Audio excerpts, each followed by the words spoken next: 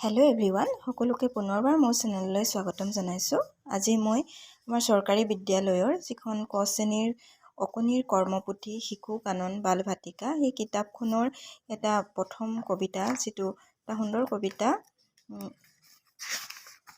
আমাৰ পৰিয়াল। এই আমাৰ পৰিয়াল কবিতাটো মই পঢ়ি দিবলৈ লৈছোঁ। লগতে ইয়াত এখন সুন্দৰ চিত্ৰ দেখাইছে, যিখন ছবিখন আমি ইয়াত এটা আমাক সুন্দৰ বাৰ্তা শিশুসকললৈ প্ৰেৰণ কৰিছে। আমি ছবিখনত দেখিছোঁ এটা যৌথ পৰিয়ালৰ ছবি আমি দেখা পাইছোঁ। যৌথ পৰিয়াল মানে য'ত ককা আইতা, খুৰা খুৰী, মা দেউতা, আমি সকলো ল'ৰা ছোৱালী একেলগে য'ত বাস কৰে, মৰম আদৰেৰে একেলগে থাকে, সেয়াই হৈছে যৌথ পৰিয়াল। ইয়াত এখন যৌথ পৰিয়ালৰ সুন্দৰ চিত্ৰ এখন দেখা পোৱা গৈছে।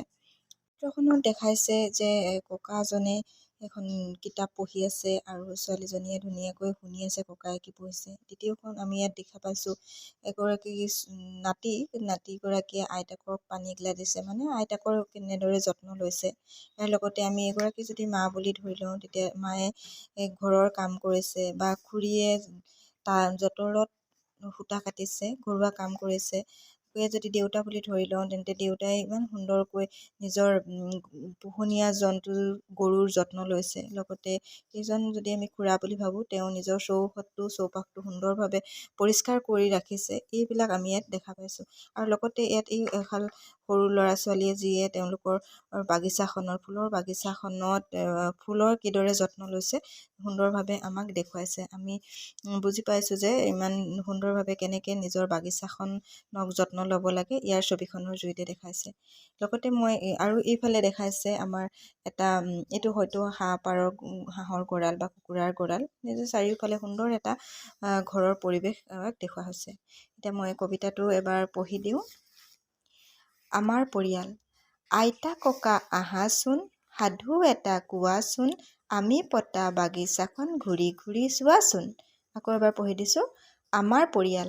আইতা ককা আহাচোন, সাধু এটা কোৱাচোন, আমি পতা বাগিচাখন ঘূৰি ঘূৰি চোৱাচোন।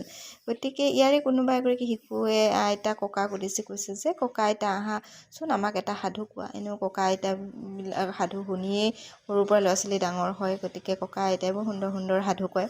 গতিকে ককা আইতাক কৈছে আহাচোন, আমাক এটা সাধু কোৱা, আমি পতা বাগিচাখন ঘূৰি ঘূৰি চোৱাচোন।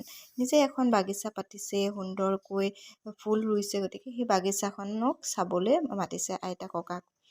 গতিকে তোমালোকে শিশুসকলে এইখিনি পঢ়িবা। আৰু আমি এই কবিতাটোৰ লগতে সংগতি ৰাখি আমাৰ শিশুসকলক কিছুমান আমি প্ৰশ্ন সুধিব পাৰোঁ, যে তোমালোকৰ ঘৰত কোন কোন আছে, তোমালোকে ককা আইতাৰ যত্ন লোৱানে, বা ঘৰত তোমালোকে মা দেউতাক কিছুমান কামত সহায় কৰা নে নকৰা, তোমালোকৰ ঘৰত কি কি পোহনীয়া জন্তু আছে, বা তোমালোকে বাগিচা পাতিছেনে, কেনেকুৱা ধৰণৰ ফুল ৰুইছা, বাগিচাখনত কেনেদৰে যত্ন লৈছা, এনেকুৱা কিছুমান আমি সৰু শিশুসকলক সুধিব পাৰোঁ।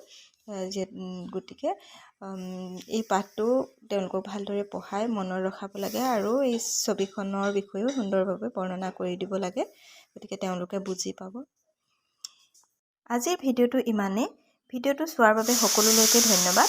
আৰু যদি ভিডিঅ'টো চাই ভাল লাগিলে তেনেহ'লে লাইক, কমেণ্ট আৰু শ্বেয়াৰ কৰি দিব।